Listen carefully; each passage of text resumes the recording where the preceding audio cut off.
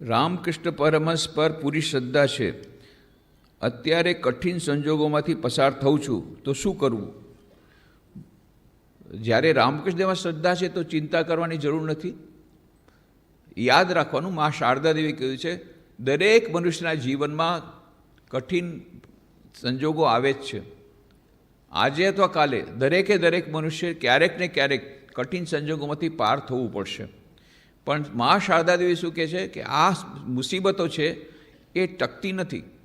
જેમ પુલની નદીમાં જે પુલ હોય એની નીચે જે પાણી હોય, નદી હોય, એ પાણી પછી આગળ વધી જાય છે. એમ એક સમય પણ પસાર થઈ જશે, સારો સમય આવશે, વળી પાછો ખરાબ સમય આવશે, વળી સારો સમય આવશે. આ ફક્ત થોડાક સમય માટે છે. તો એટલા માટે થઈને ધૈર્ય ન ગુમાવવું. આવે વખતે ધૈર્યપૂર્વક, જો મંત્ર દીક્ષા થઈ હોય, જો ન થઈ હોય તો મંત્ર દીક્ષા લઈ લેવી. મંત્ર દીક્ષા જો તમને રામકૃષ્ણદેવમાં શ્રદ્ધા છે એટલે હું એમ સમજું છું કે તમે દીક્ષા લઈ લીધી હશે. ન લીધી હોય તો મંત્ર દીક્ષા લઈ લ્યો 6 તારીખે 6ઠી જૂને. અને જો લઈ લીધી હોય તો એના પર શ્રદ્ધા રાખી, મંત્ર પર શ્રદ્ધા રાખી મંત્રનો જાપ કરો. મા શારદા દેવી કહે છે આપણા જીવનની જેટલી સમસ્યાઓ છે એ બધાના સમાધાનની સરળમાં સરળનો રસ્તો હોય, એક જ રસ્તો છે. શું? ઈશ્વરનું નામ લેવું, મનમાં મંત્રોનો જાપ કરવો.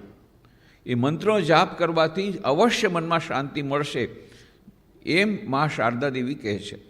અને આ મુસીબતો ટકશે નહીં, થોડા વખત માટે જ છે.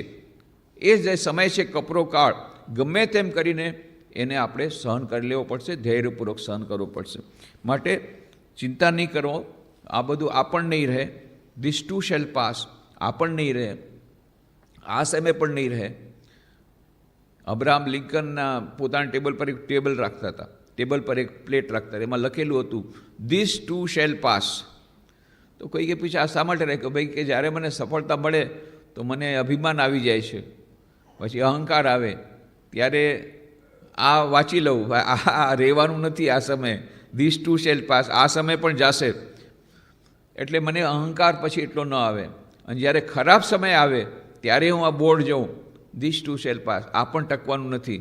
ખરાબ દિવસો વધારે સમય નથી રહેવાના.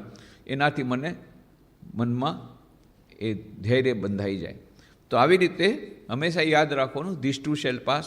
આ ટેમ્પરરી પીરિયડ છે, એ પણ નીકળી જશે. ત્યારે એ વચમાં વધારે પ્રાર્થના, વધારેમાં વધારે સત્સંગ, વધારેમાં વધારે સારી જગ્યાએ જવાનું, જ્યાં સારા વાઇબ્રેશન હોય, પોઝિટિવ વાઇબ્રેશન હોય, પોઝિટિવ થિંકિંગ કરવું, જે લોકો હોય એની સાથે મળવાનું, પોઝિટિવ થિંકિંગના પુસ્તકો વાંચવાના, મંત્ર જાપ કરવાનો, પ્રાર્થના કરવાનું.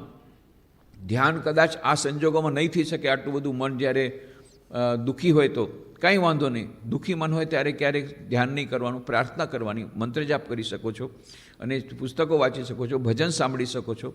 આવા ઘણા બધા ઉપાયોથી પોતાને ગમે તેમ કરીને આ પીરિયડ પસાર કરવાનો છે, અને જરૂરથી પસાર થઈ જશે એવું રામકૃષ્ણ દેવમાં તમે શ્રદ્ધા રાખો.